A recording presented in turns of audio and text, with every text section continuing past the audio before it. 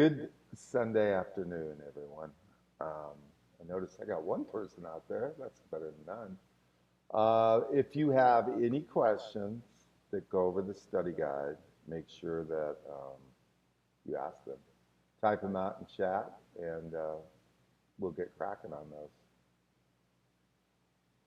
Who's out there anyway, if you don't mind revealing yourself?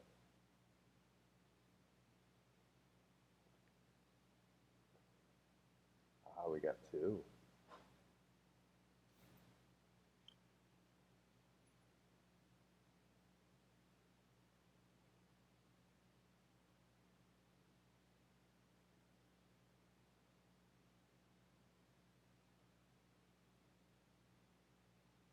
No questions?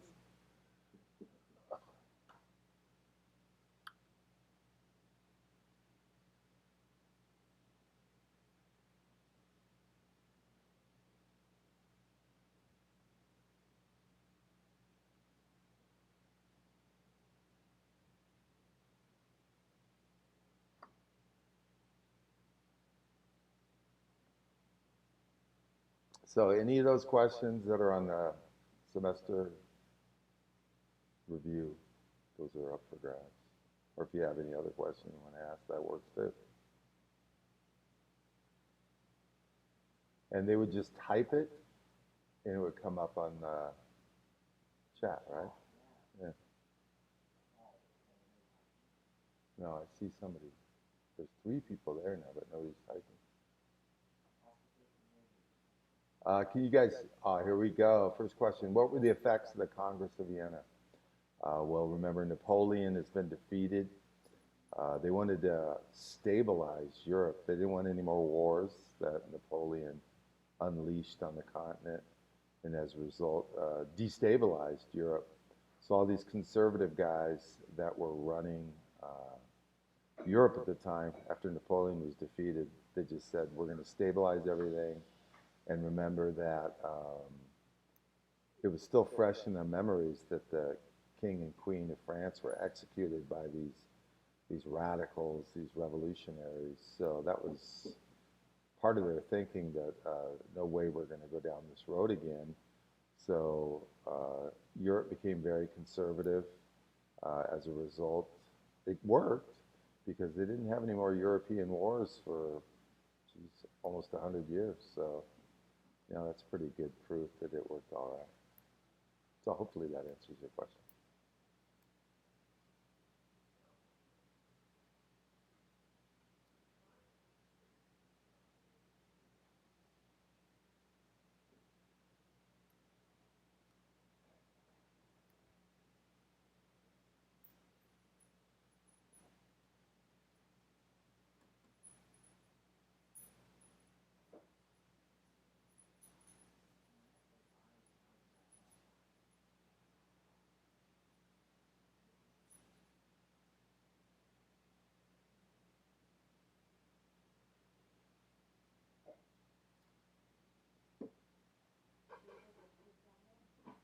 Yeah.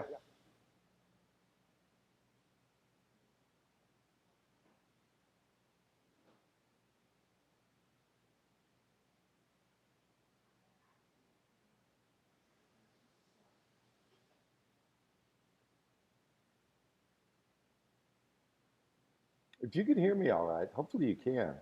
But if you can hear me okay, just type that yes or something so I know I'm not like talking into the void.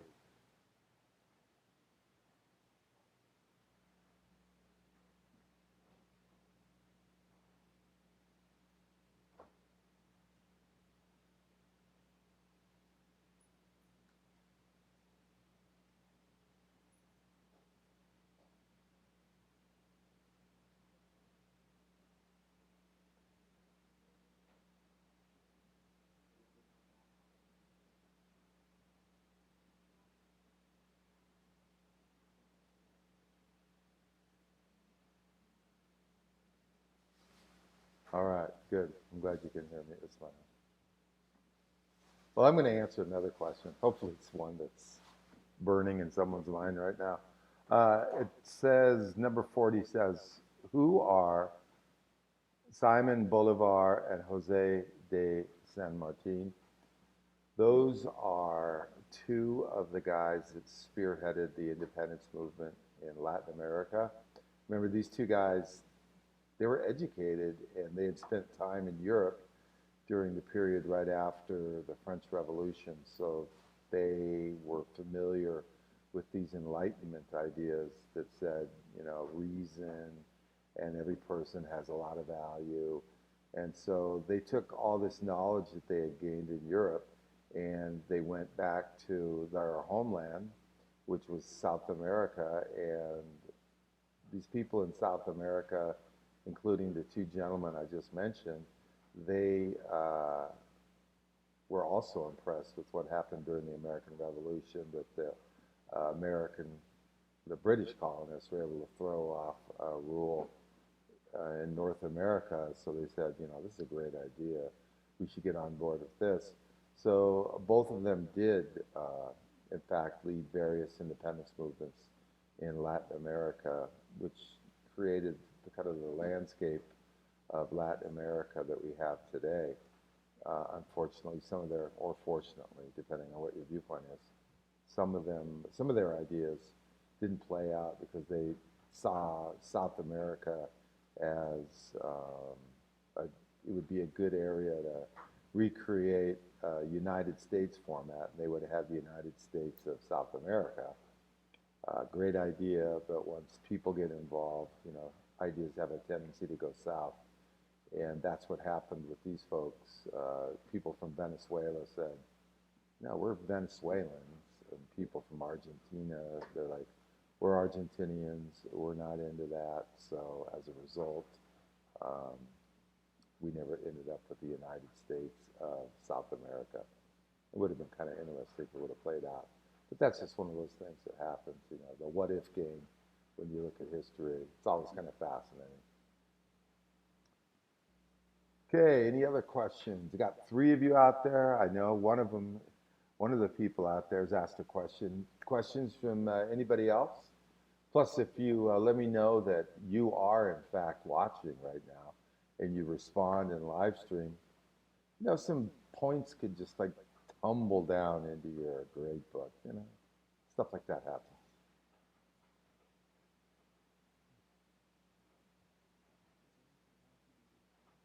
Yeah, so you have to let me know who you are, and then I'll make sure that you getting points in the grade book.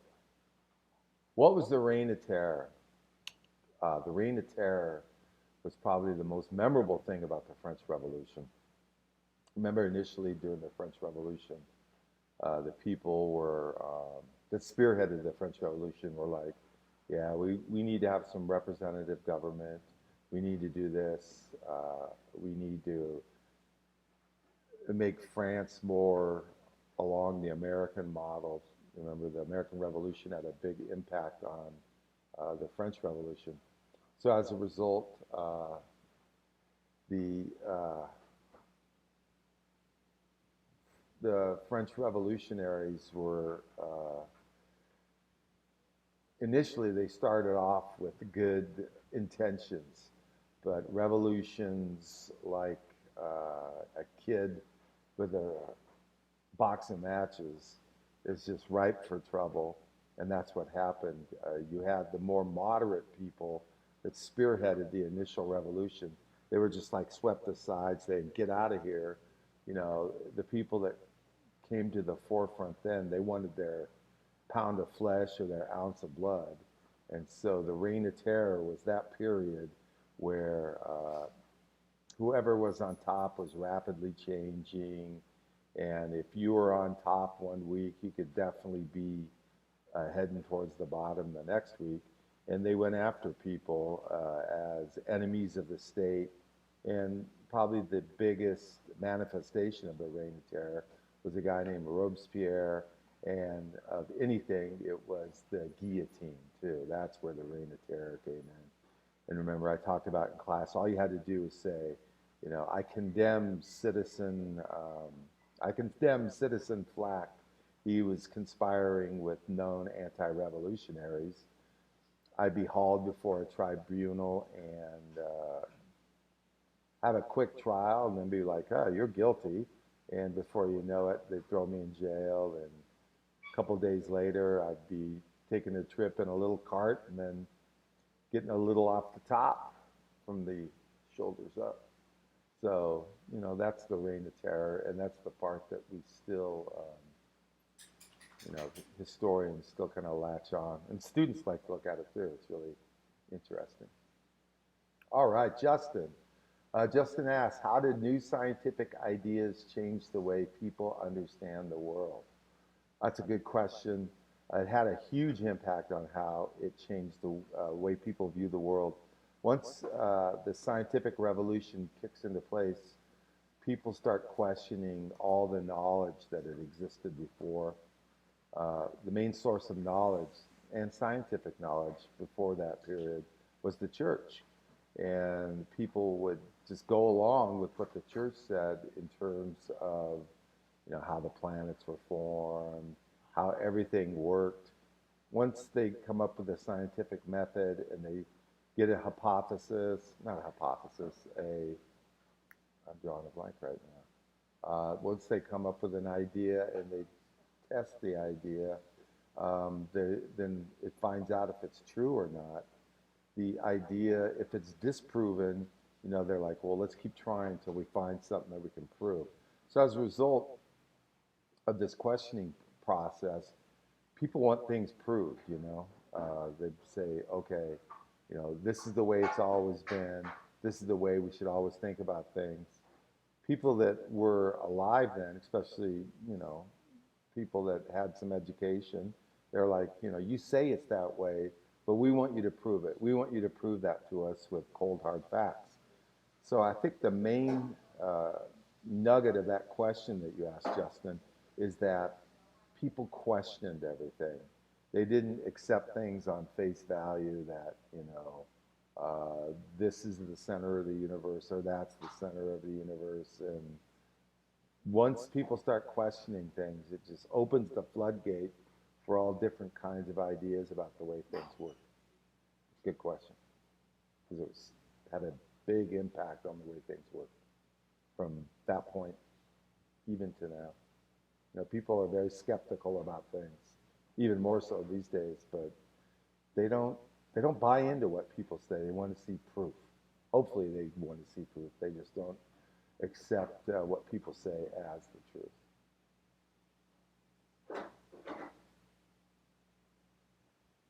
Let's see if I have another question here.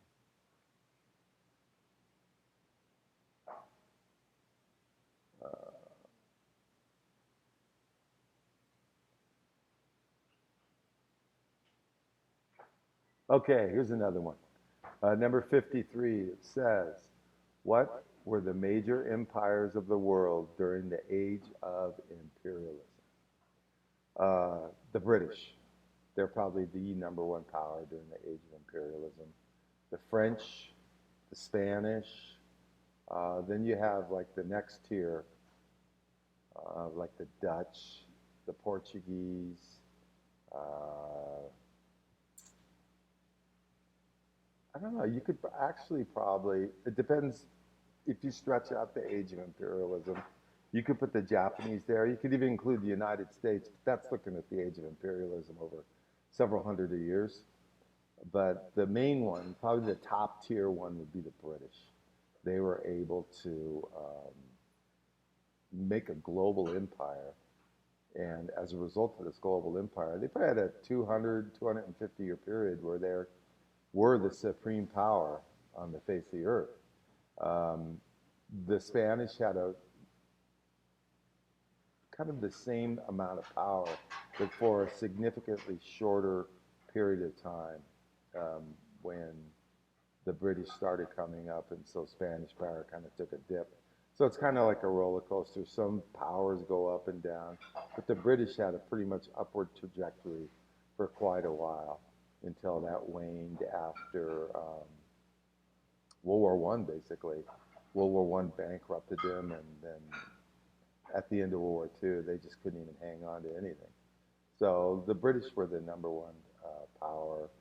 Then we had the Spanish, the Portuguese, the French, as I mentioned, the major players. If you can look at like why do so many people speak Spanish in North America? It's because the Spanish had a significant global empire for a shorter period of time than the English, but nonetheless, it was a global empire at the time.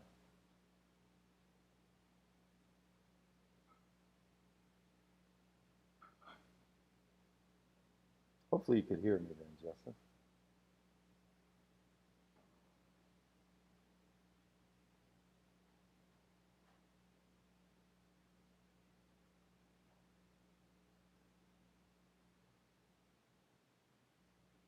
Let me look for another one. Feel free to type something out if you want to know it. That's what I'm here for. And if you want to refer to a particular question, you can do that too. That's fine.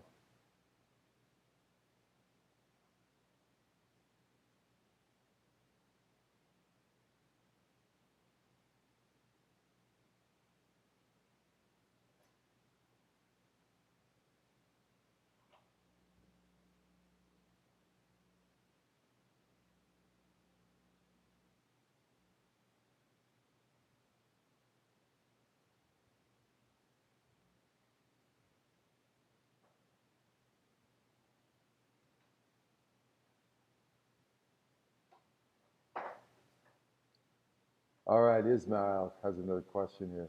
Three factors that allowed Europeans to be successful in conquering Africa. Another great question. They're all great, aren't they? Um, Better technology, okay? And better technology takes a lot of different aspects. I mean, you can think about transportation systems, and we did have better technology. Our ships were able to transverse areas. But initially, when Europeans explored Africa, they could only hug the coastline because, if you remember, if you went inland before technology got more developed, you would die if you're a European. It's like, don't go inland or it's the end of you.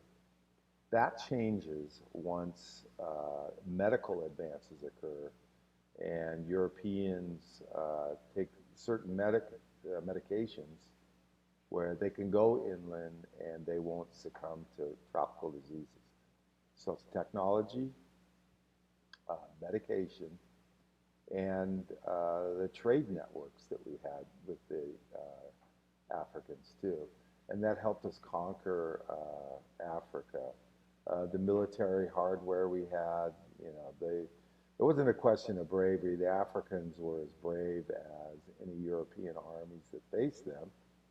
But initially, the Africans were not armed with the kind of weaponry that the Europeans had.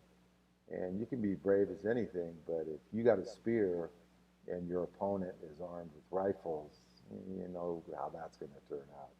Now, initially, there's so much trade that occurs that the Africans start getting rifles too, and then we have more of a even playing field. And as a result, the Africans start going after each other. And that brings up another factor too that you could include on this too. So there's several factors to pick from when you talk about Europeans conquering Africa. People make a mistake when they think of Africa as being like they're all the same people that live there. They all speak the same language and so forth. And it's not that way at all because you have hundreds of different languages in Africa. You have, it's tribal. So certain tribes don't like each other. And if that's the case, if they get weapons, they're going to try to settle the score with some other tribes that exist. And that played into the Europeans' hand. There's this old saying called divide and conquer. And if I'm trying to take over an area, if the people I'm trying to conquer are all united and they're fighting me off, they're resisting my attempt to conquer them, that's going to be problematic for me. It's not going to be as easy for me to conquer them. But if I'm looking at an area and I want to conquer that area, and the people that live in that area are fighting amongst themselves, so much the better. I'll be able to, and that's the socialist before it. USA was bad during World War II, or Britain was bad during World War II, but Russia was our ally. Excuse me. USSR was our ally. And we're talking Stalin.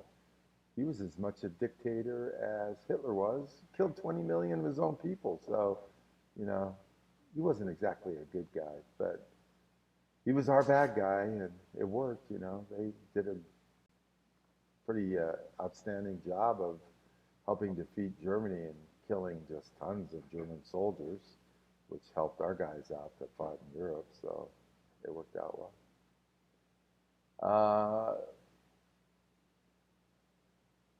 Any other questions?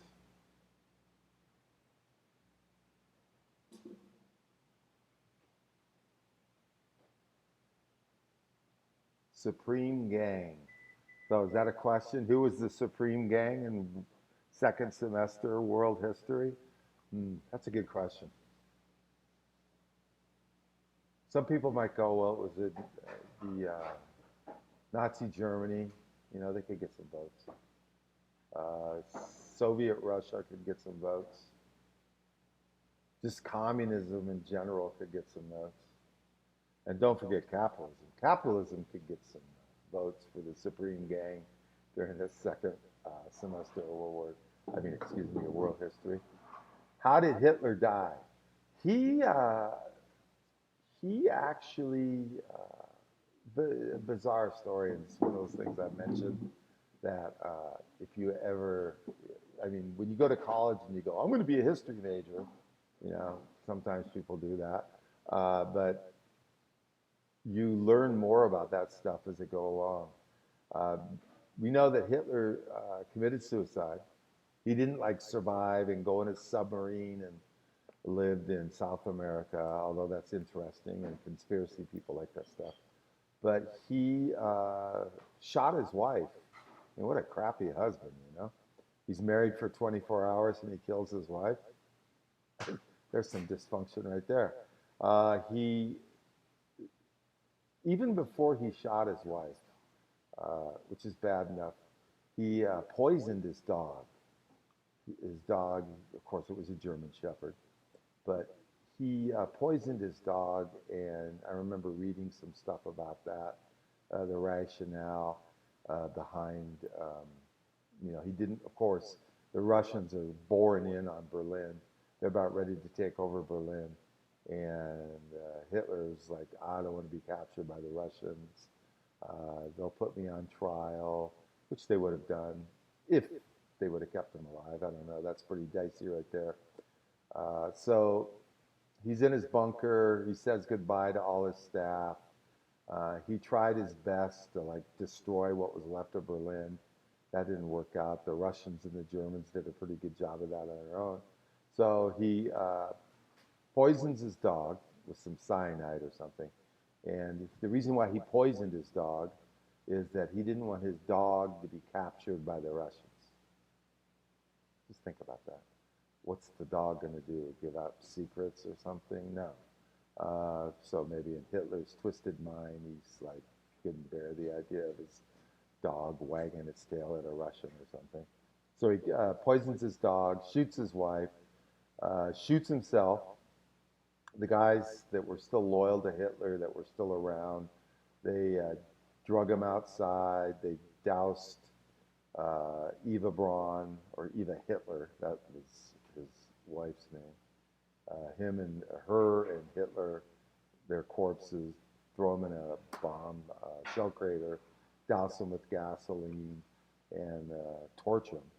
And apparently, so they say that they still have what's left of Hitler's skull in someplace in the Kremlin, which is the head of the Russian government still. Their buildings and so forth. But I've never heard about anything about them doing DNA testing on that and stuff. I don't even know if they have Hitler's DNA. I'm sure they do somewhere, but I've never heard anything about that. Another question, how did nationalism influence the Latin America revolution? That's a good question.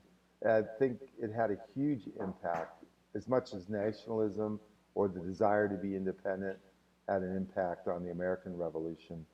They saw themselves as they've evolved enough to um, govern their own business. Remember, Spain is becoming incredibly weaker and weaker and weaker in Latin America as that goes along. So they start thinking of themselves not as, and it's real similar to the American colonists, they don't think of themselves as like British. I'm a British subject or I'm a Spanish subject. You know, they start thinking of themselves, well, I'm a Venezuelan, I'm a Brazilian, Portugal, I am a Chilean, I'm an Argentinian.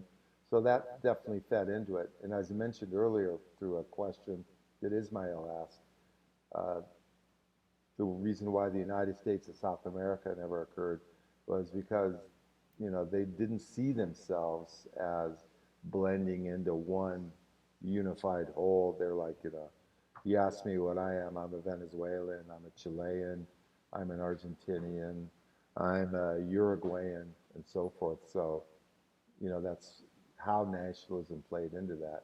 But I think even more than nationalism, what spurred it on was a desire to get away from the control of Spain and govern their own government, you know, to call their own shots, because they saw Spain as something that just kept becoming weaker and weaker and weaker by every year that passed.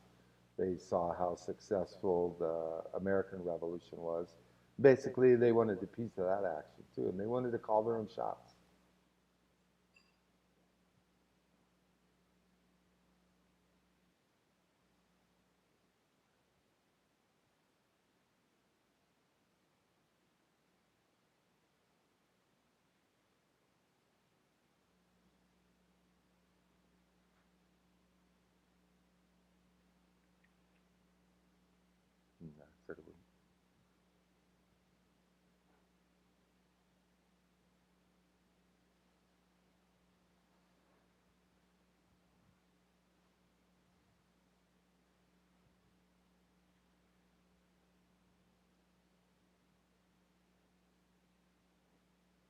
And for the person that they did a supreme, if you email me, if you don't want to like say your name on this, that's fine. If you email me on my school email um, who you are, that way I can throw some points onto your total for the class because I want you to get points for doing it. It's only fair.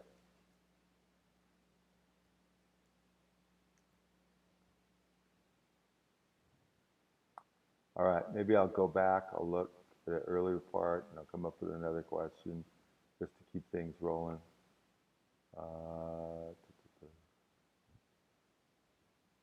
how did other European nations feel threatened by Napoleon? Wow. They definitely had a sense, rightly so, that he wanted to take everything over, that he wanted to kind of create uh, United States of Europe, basically, not respecting personal freedom or anything. And that kind of brings up an interesting point because during Napoleon's time, like if you would have been alive then, and you wouldn't have been French. If you were French, you thought Napoleon, this guy's great. You know, we're the preeminent power in Europe. He is expanding the influence of our culture and our civilization everywhere. So if you're French, you love the guy. He's great. But if you're British or you're Spanish or Prussian or Russian or Italian, at this time, during the era of Napoleon, you look at that guy and you think he's the Antichrist. And there are actually documents, primary sources from that era that talk about Napoleon, and he is the Antichrist. There's people in churches that are delivering prayers and asking for prayers to be delivered from the French Antichrist Napoleon, and they felt fundamentally threatened. If you're British, you know, you like the idea of your country being off. I mean, being an island, because Napoleon really can't get at you. Amphibious invasions weren't the highly skilled endeavor they are now.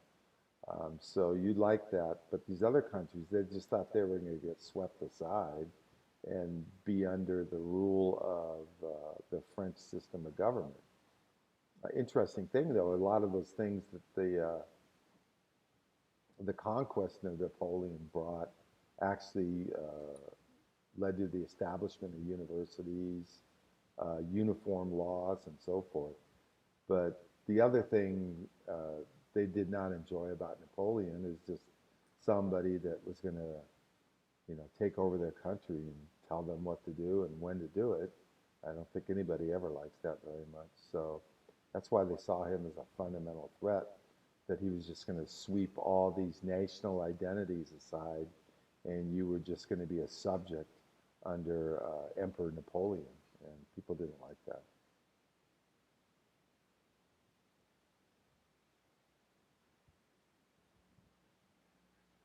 All right, let's see here.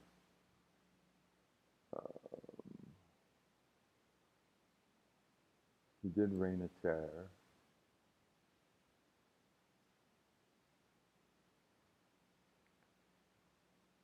Cultural suppression. Uh, that's an interesting one.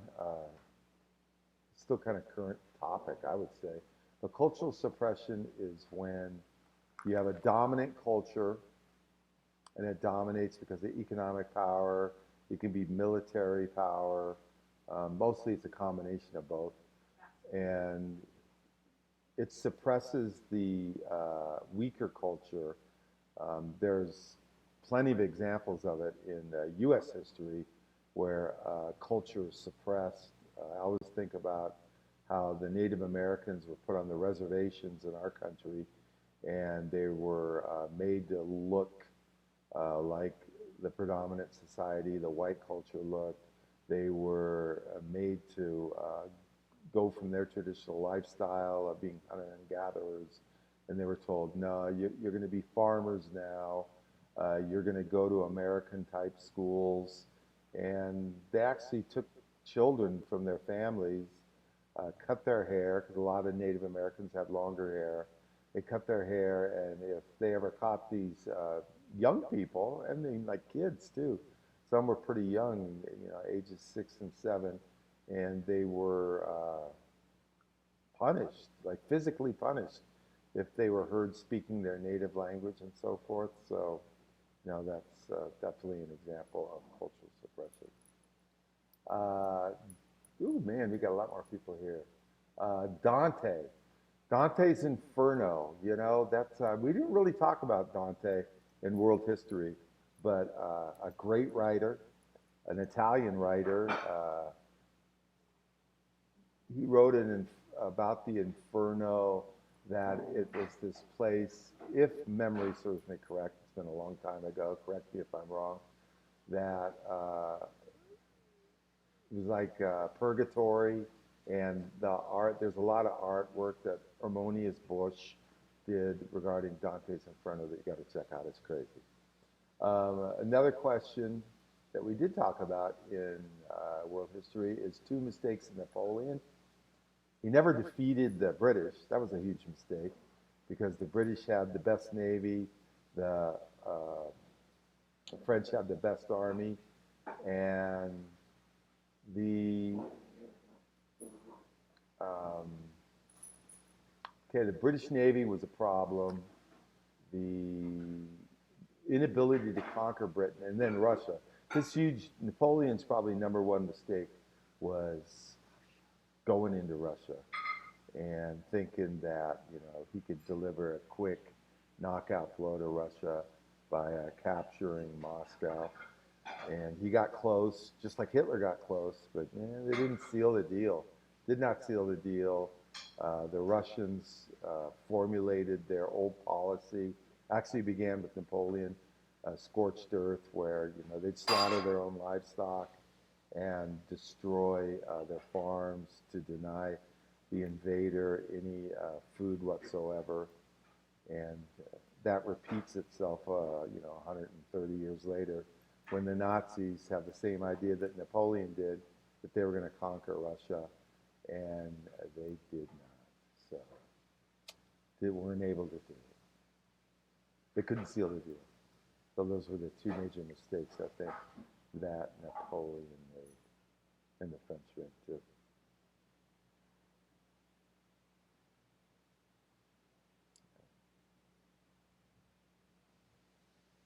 How did Mexico conquer France?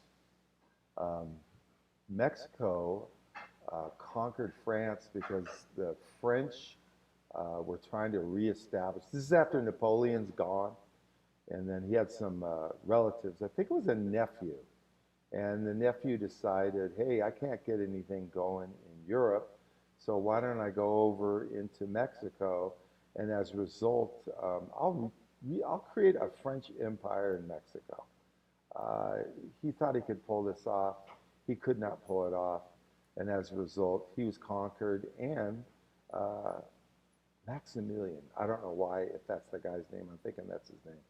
But as a result, Maximilian is captured and is executed, and so much for the French Empire in Mexico. It did not happen. All right, you take it easy, Ismail. What is better, in my opinion, nationalism or socialism? Ah, boy.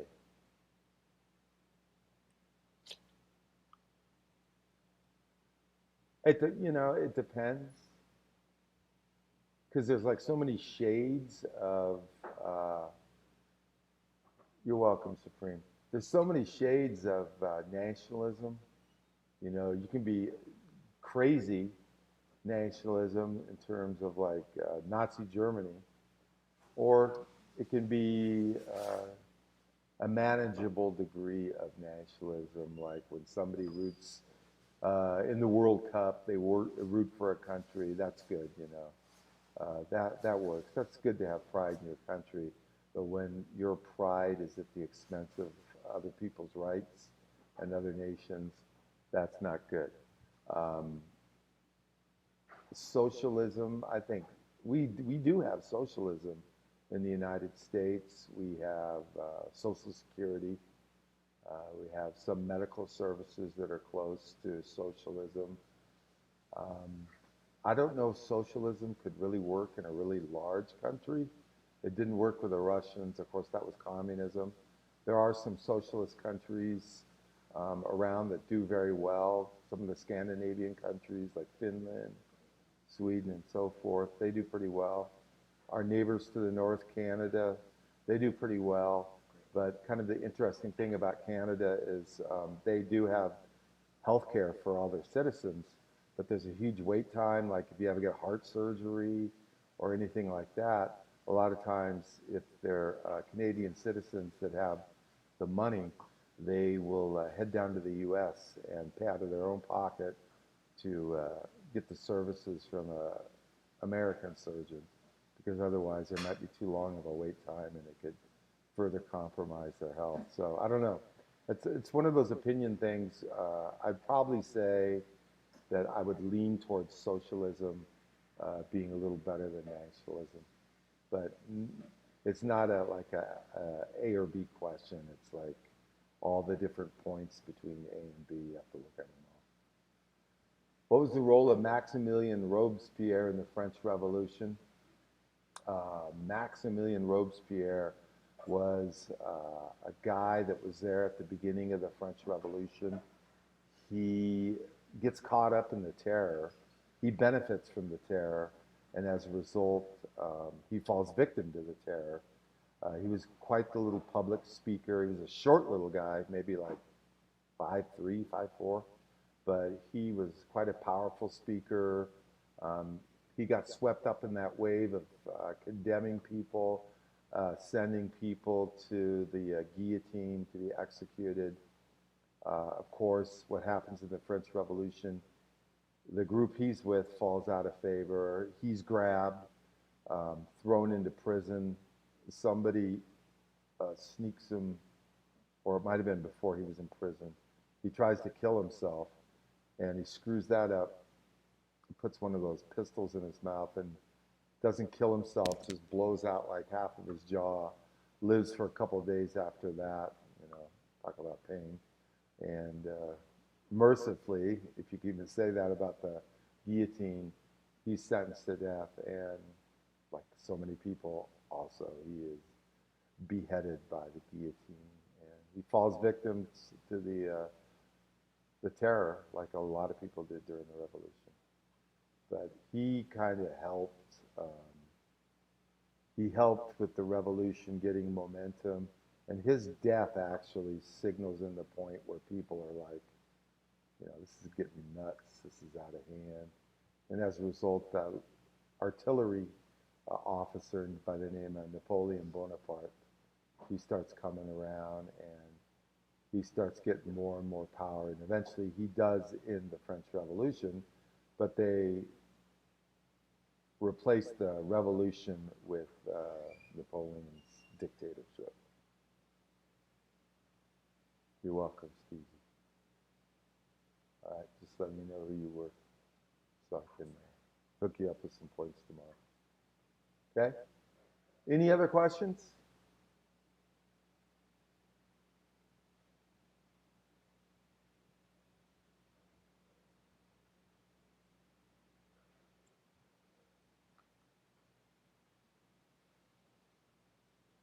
I got about 20% left on this laptop, and we can't find the power cord, so we'll last as long as it lasts.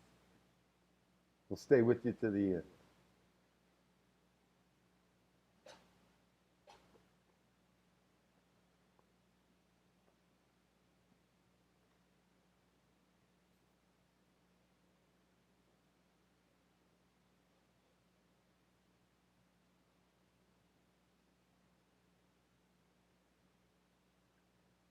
All right, Ken, where was the Eastern Front in World War II? Eastern Front was Russia, and it went all the way from like where Finland is, way up north, all the way down to where the Black Sea was, or the Caucasus Mountains. So it was a front that was, I think, around 1,500 miles long. That's crazy. That would be like a continuous line of battle from Phoenix to Ohio. Way a long front. The Eastern Front was important because being primarily in Russia, Russian territory, and remember it moves as at first the Germans are successful. They reach their high point at Stalingrad. Once the Germans are defeated at Stalingrad in Russia, they start getting pushed back and back and back through Poland, even back farther towards the German border. And all that's considered the Eastern Front. Just a huge loss of life on both sides. The Russian army definitely broke the back of the German army. The pressure that came as a result of the American, British, Canadian invasion of northern France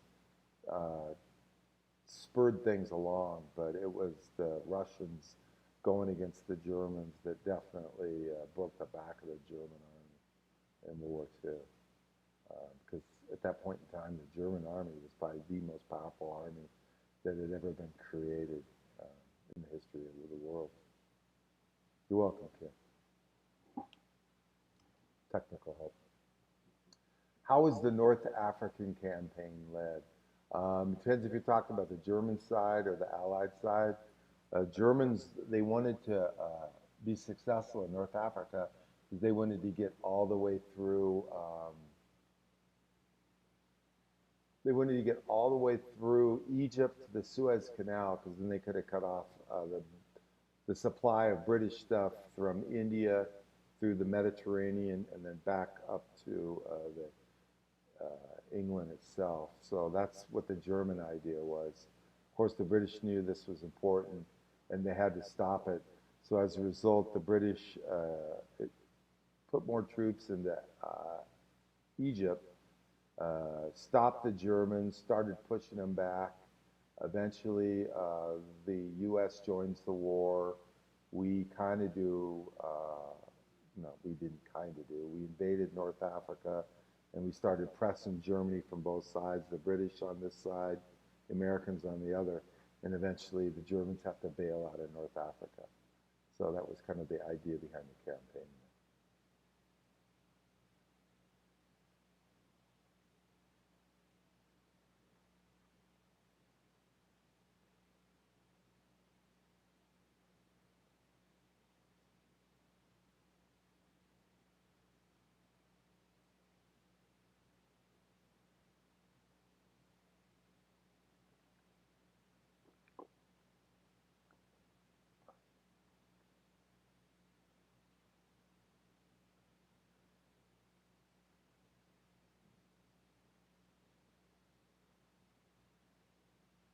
Any other questions?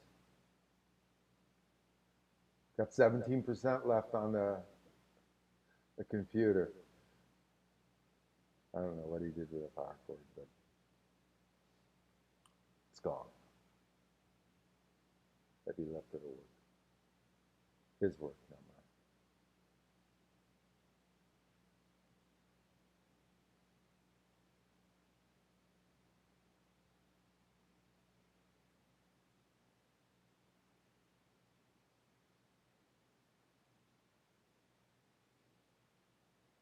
Let me see here. I'll bring up another question. Berlin Conference. Oh, wait, we got it right. How are nations interdependent in the modern world? That's a very good question. Uh, I think they're interdependent these days because our economies aren't just like this is a British company, this is an American company, this is a company from Mexico, this is a company from China, and this is a company from Japan. A lot of these companies that own stuff that's around us all the time, they're multinational companies. So they have money in a bunch of different countries. Some people think that's a really bad thing because they're not loyal to one particular country. But at the same time, it makes people connected economically more than politically because one of the things, and I think I've talked about this before, like why I think it's doubtful that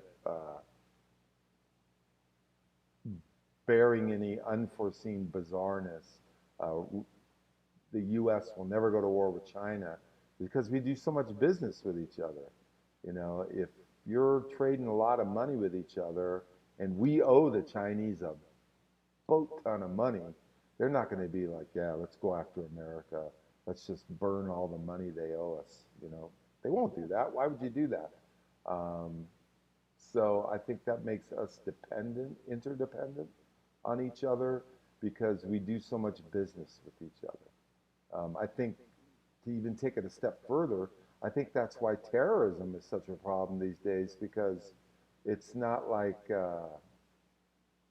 know, nations do trade with ISIS. You know, ISIS just takes what they want, and it's not like a give and take of a trade exchange in terms of that. So that could be an explanation why terrorism is such a huge problem in terms of the modern world. You know, they don't have those constraints on them that other nations do. I mean, that's what makes North Korea such a whack job. Basically, their huge trading partner for North Korea initially and has for a long time been China, and China was able to kind of rein them in and say, you know, you're getting all your food from us, you need to chill out.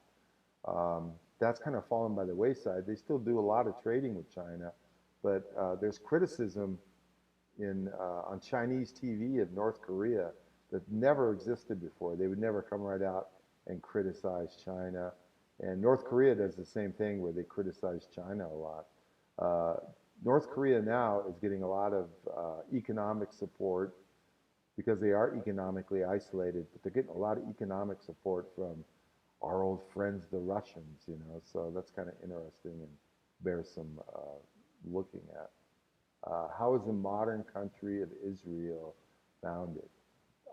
After World War II was over, remember, I told you the British didn't have the juice to hang on to any of their former areas and administer those areas and have troops there to guarantee the safety of people that live in those areas. So British are in bad shape after World War II. They're broke. They've suffered significant losses in the war.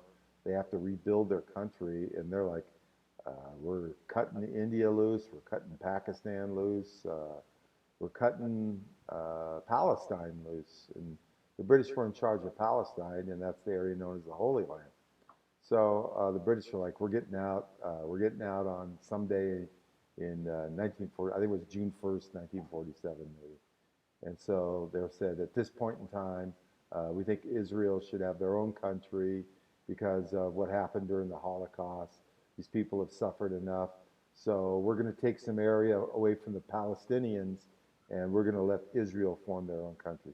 We're going to let the Jews, I should say, form their own country in Israel. That's a great idea, and you can understand why they would say that after how the Jewish people suffered as a result of the Holocaust. However, if you're a Palestinian, you're like, what the heck? We've been living here since the Bible, and all of a sudden you're going to say, get off, we're going to give this area to these people? And right there, again, there's the nutshell of the hostilities that exist even to this day between the Palestinians and the Israelis that are in the former Palestine. So, that's how they created the modern country of Israel. And just because they said, hey, it's this way, doesn't mean the Palestinians were down with that. They're like, okay, you're going to do this. We're going to attack the Jews. And the Jews were like, you're putting us in this position. We're going to defend ourselves. So the Jews in Palestine were able to successfully defend themselves. They even grabbed some more territory. And it's just been one situation of strife after another in terms of Palestine. Sad area, I think we saw from that movie that we watched, Paradise Now.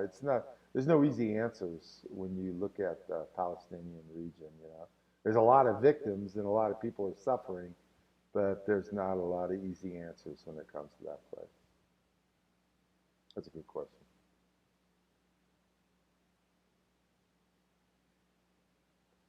You're welcome, Justin. Thanks for joining.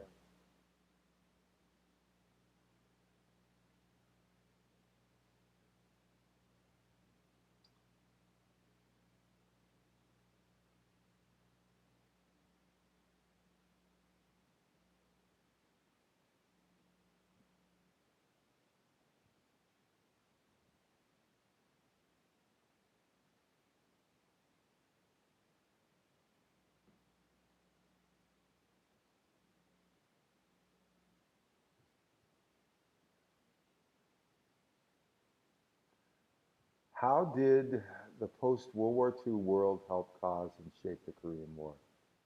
Another great question. After World War II, we're left with two superpowers. One that has been relatively untouched, the United States, and the other one who's been decimated, but is still the preeminent power in Europe because they moved into Eastern Europe, and that would be the Soviet Union. So we're looking at the start of the Cold War, where America has like a 4-year period where we're the only country that has nuclear weapons or an atomic bomb, as they used to call them then. And once the Soviets have their own atomic bomb, it kind of levels the playing field, and we get into a situation of the Cold War where the Americans are trying to promote capitalism worldwide because that helps countries that embrace the capitalist economic system. On the other hand, you have the Soviets who, through their support of communism, they want the exact opposite. They don't want to see capitalism grow.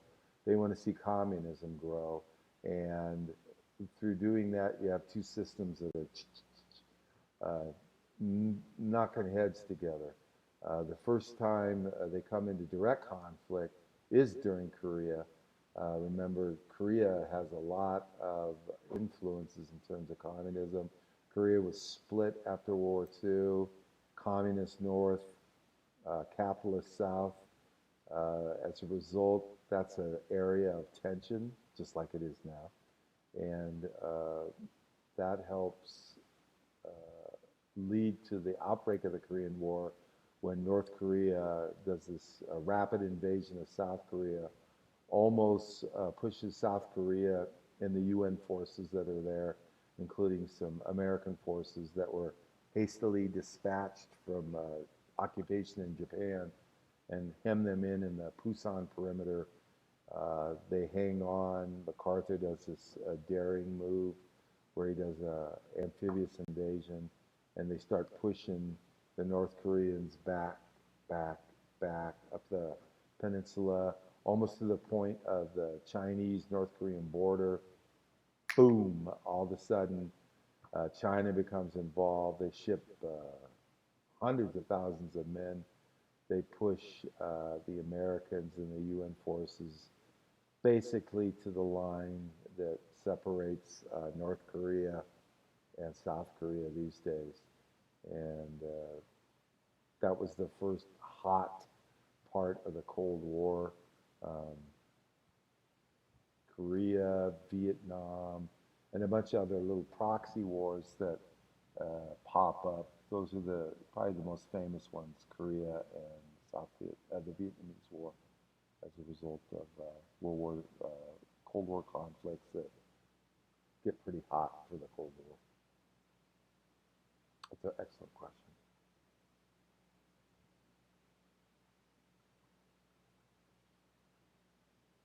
Ooh, we're down to 7%. Maybe time for one more question before I blink out, you know.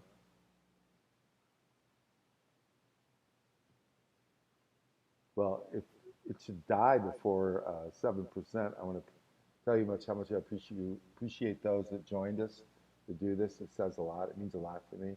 I enjoyed teaching you guys so much this year.